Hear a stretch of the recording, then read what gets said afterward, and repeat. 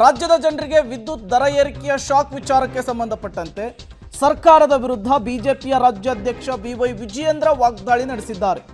ಬೆಲೆ ಏರಿಕೆ ಒಂದೇ ರಾಜ್ಯ ಸರ್ಕಾರ ಅನುಷ್ಠಾನಕ್ಕೆ ತಂದಿರುವಂತಹದ್ದು. ಬೆಲೆ ಏರಿಕೆಯಿಂದ ಜನ ತತ್ತರಿಸಿ ಹೋಗಿದ್ದಾರೆ. ವಿಜಯೇಂದ್ರ ಅವರ ಮಾತಿದು. ಒಂದು ಕಡೆ ಪುಕ್ಸಟ್ಟೆ ವಿದ್ಯುತ್ ಅಂತಾರೆ, ಈಗ ನೋಡಿದ್ರೆ ಬೆಲೆ ಏರಿಕೆ ಮಾಡ್ತಿದ್ದಾರೆ.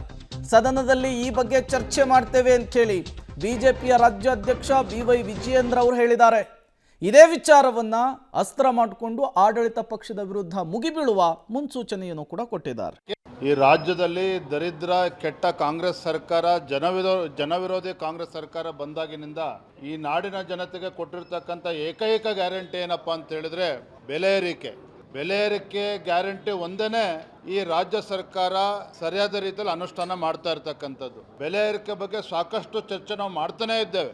ಒಂದು ಕಡೆ ಕಾಂಗ್ರೆಸ್ ಸರ್ಕಾರದ ಗ್ಯಾರಂಟಿಗಳ ವೈಫಲ್ಯಗಳು, ಬೆಲೆ ಏರಿಕೆಯಿಂದ ಈ ನಾಡಿನ ಸಾಮಾನ್ಯ ಜನರು, ಬಡವರು, ರೈತರು ಎಲ್ಲರೂ ಸಹ ತತ್ತರಿಸಿ ಹೋಗಿದ್ದಾರೆ.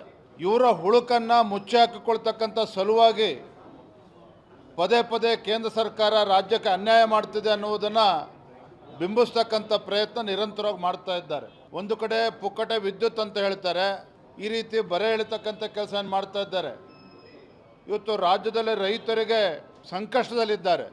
7 ತಾಸು ವಿದ್ಯುತ್ತನ್ನು, 3 ಫೇಸ್ ವಿದ್ಯುತ್ತನ್ನು ಕೊಡೋದಕ್ಕೂ ಕೂಡ ರಾಜ್ಯ ಸರ್ಕಾರಕ್ಕೆ ಆಗ್ತಾ ಇಲ್ಲ.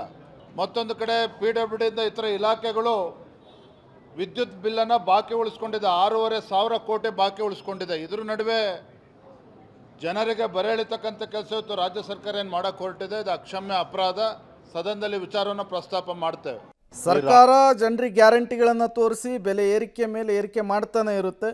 ವಿಪಕ್ಷದ ನಾಯಕರುಗಳು ಬರೀ ಈ ರೀತಿ ಸ್ಟೇಟ್ಮೆಂಟ್ಗೆ ಸೀಮಿತವಾಗ್ತಾರೋ, ಇದರ ವಿರುದ್ಧ ಏನಾದರೂ ದೊಡ್ಡ ಮಟ್ಟದ ಹೋರಾಟವನ್ನು ರೂಪಿಸ್ತಾರೋ ಅನ್ನೋದನ್ನು ಕಾದು ನೋಡಬೇಕಿದೆ. ಈಗ ವಿಜಯೇಂದ್ರ ಅವರು ವಾಗ್ದಾಳಿಯನ್ನು ನಡೆಸಿದ್ದಾರೆ.